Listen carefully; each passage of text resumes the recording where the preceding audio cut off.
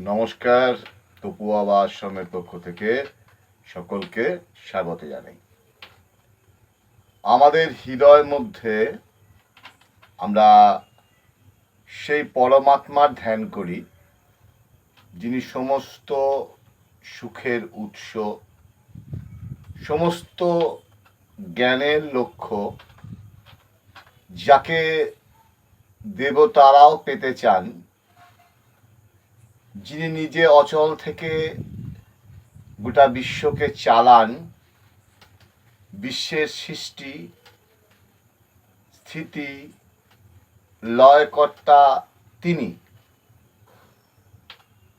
সমস্ত ভয়কে দূর করান তিনি, শাশ্বত আলো এবং শান্তি দেন। তীব্র ধ্যানের সাহায্যে যোগীরা তাকে উপলব্ধি করে। তার স্বরূপ উপলব্ধি করে তারা সমস্ত দুঃখ, সমস্ত সীমাবদ্ধতার পারে যান এবং একটা বিশুদ্ধ শান্তি এবং সুখ লাভ করেন। আমরা আমাদের শরীর মনকে শিথিল করে, আমরা চিন্তাসমূহকে প্রত্যাহার করে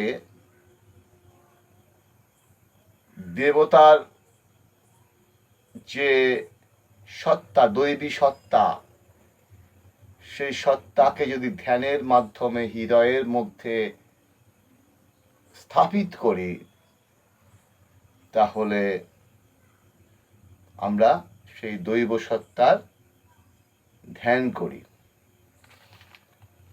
সেই পরমাত্মাকে সমস্ত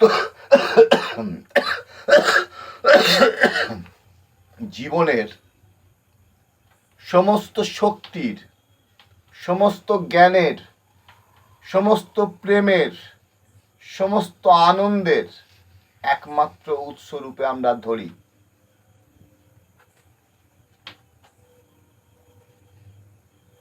তিনি আমাদের কাছে একমাত্র পূজনীয়, পূজার্য।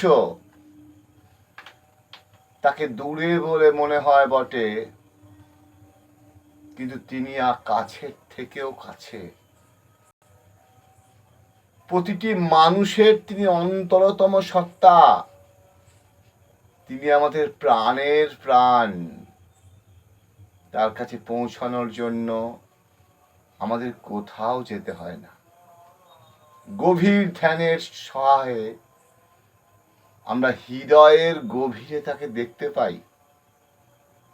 আমাদের যতটুকু শক্তি আছে, যত আনন্দ আমরা উপভোগ করি, যত আমাদের জ্ঞান আছে, সবই তার কাছ থেকে উৎসারিত। আপাত দৃষ্টিতে আমরা বিভিন্ন বস্তু থেকে আনন্দ পাই, বিভিন্ন উৎস থেকে শক্তি সংগ্রহ করি, আর তিনি হলেন সমস্ত আনন্দ, সমস্ত শক্তি একমাত্র উৎস। আনন্দ আর শক্তির সমস্ত প্রকাশ তার কাছ থেকেই আমরা পাই। আমরা উৎসের কথা ভাবি না। কালের মুখ থেকে যে আমরা যখন জল করি, কলের মুখ থেকে যে জল আমরা পাই, সেই জলের উৎস কিন্তু অনেক দূর, কলের মুখ নয়। তেমনি আমরা যে সমস্ত আনন্দ পাই, তার উৎস হচ্ছে পরমাত্মা। এই পরমাত্মা সর্ববস্তুতে অনুস্যূত, সমস্ত বস্তুর অন্তরতম আসল সত্তা, সমস্ত বস্তুর অন্তর্নিহিত সত্তা, যার জন্য সব কিছুকে সত্তাবান বলে মনে হয়।